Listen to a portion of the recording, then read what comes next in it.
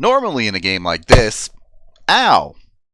Okay, so in this game I would have got called for embellishment for that. Avs win over the New York Islanders 5-4. Alex Newhook! Oh boy. Whoa!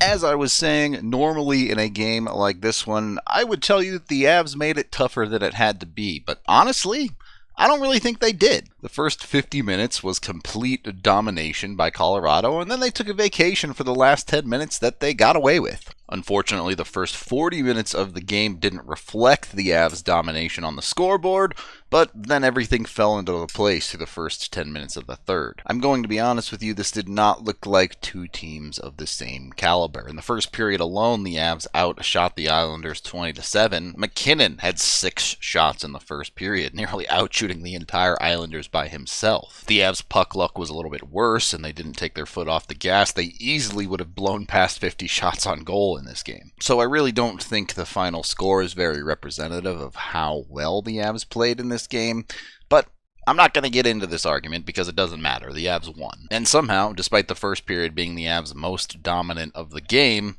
they give up the first goal.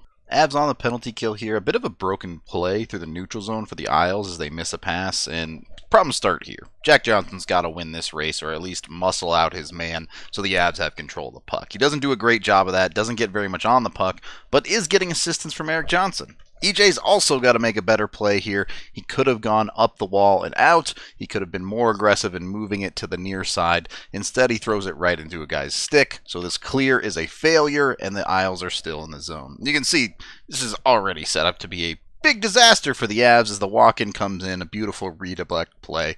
Nothing Frankie can do to stop that one.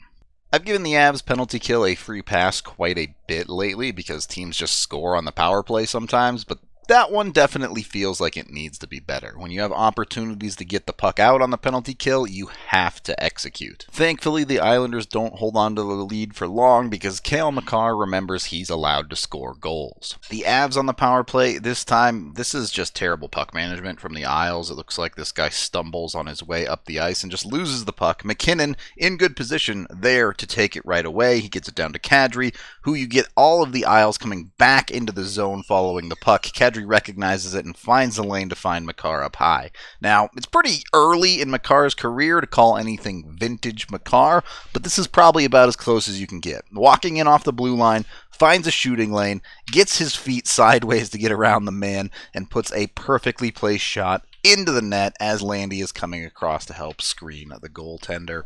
It's just beautiful. I genuinely think he is the best in the league at that walk-in wrister. Obviously, it reflects in his goal total, but he really does have a special talent there to go with all of his other special talents. He's ridiculous. The second period of this game somehow saw no goals go in, but both teams did hit posts, so that's a thing that happened. Again, despite the puck not going in, the general vibe of this game was that the Avs were the significantly better team. They just weren't getting the goals. Like the last couple of games, pucks weren't going in. Until the third period. The floodgates finally broke open for Colorado and pucks started pouring into the net that they probably deserved. It starts with an obvious candidate in Nathan McKinnon.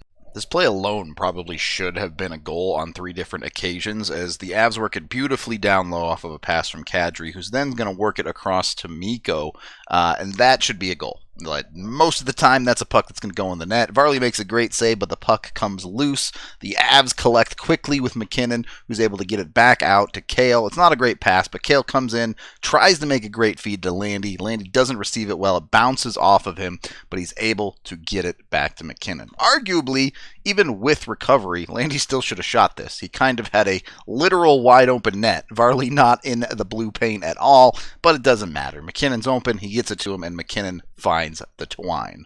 They get that lead for the first time in the game, and it did feel like they kind of got the monkey off their back, a little bit of relaxing of the shoulders, and things just started clicking for them. They even get a depth forward goal a couple of minutes later. It's not a good pass from the Islanders or dump or whatever you want to call this, but it's good recognition by Newhook to see it, pick it up, and get it going the right direction immediately. O'Connor's able to carry it in deep, and Newhook goes down in deep to help support him. When O'Connor gets double-teamed here, Newhook has space, And he does a great job right there. Did you see it? It's super quick, but it takes about 1 millisecond. Newhook just right there. Checking for JT Compher down the middle of the ice. This is how he recognizes the play that he can make. So when the puck comes across, he doesn't even look. It's the whip backhand to the center. Compher has enough room to collect and does a great job finishing a great pass.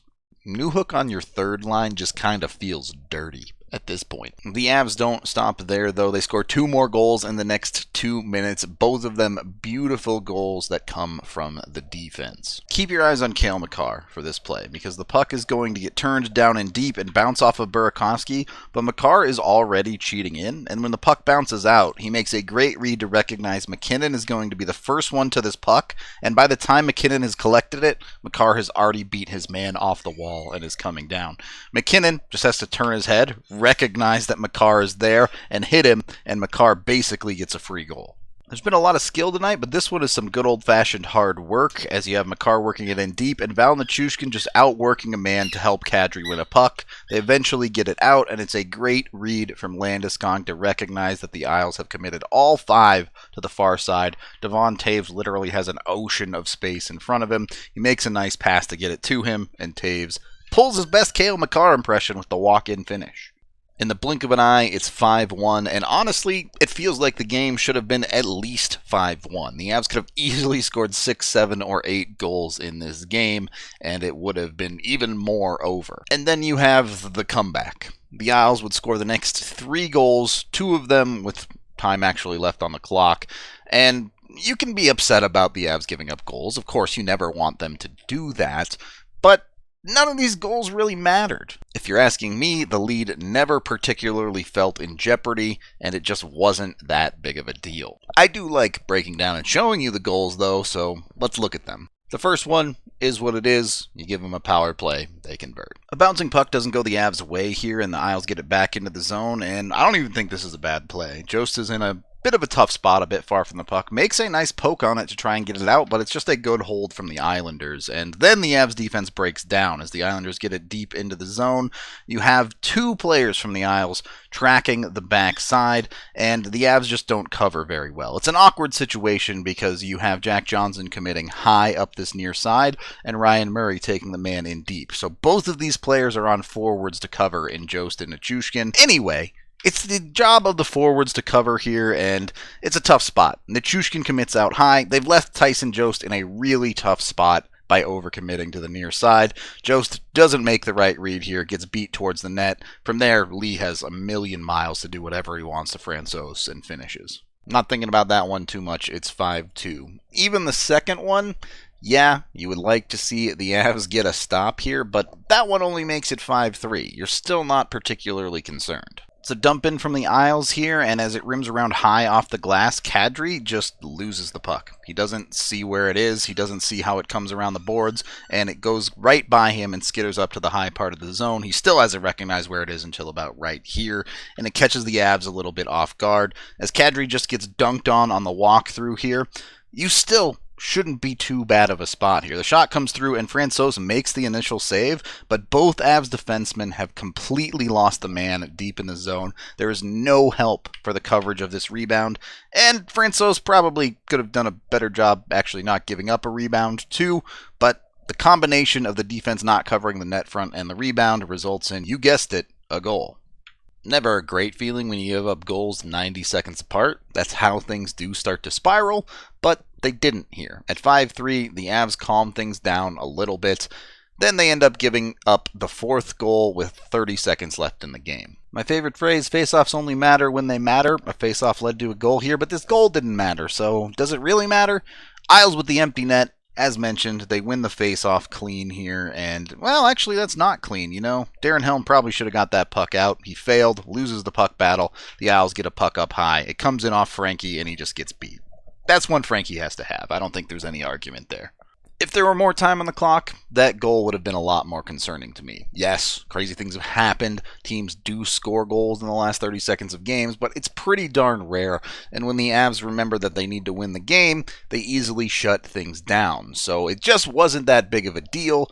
There's plenty of stuff you like to clean up defensively and in goal on those plays, but they were up 5-1. That's the time they can slack off a little bit. Again, I don't think this game was anywhere near as close as it was on the scoreboard. The Avs dominated and deserved to win this game, and they did. So great. Everything works out. It feels like the Avs certainly have gained a little bit more confidence on the offensive side of the puck from this game. You've seen Cale Makar get back in the goal-scoring saddle. He's on pace to break pretty much every Avs defensive scoring record that there is. Everything is dope. When you take 10 minutes off at the end of the game, maybe you get a little bit more energy for the back-to-back against New Jersey that they have coming up. That is the end of this game video review. Thank you for watching. Head on over to thednvr.com for all of our coverage. I am Rudo, and for real though, that embellishment on Jost was ridiculous. Avalanche time, come on, grab your friends. We're going to the playoffs again with Nate the dog and Gabe the babe. The fun isn't over yet, it is Avalanche time. I'm gonna start talking and then smack me on the head pretty hard with that thing. Like, actually pretty hard. Way harder than that.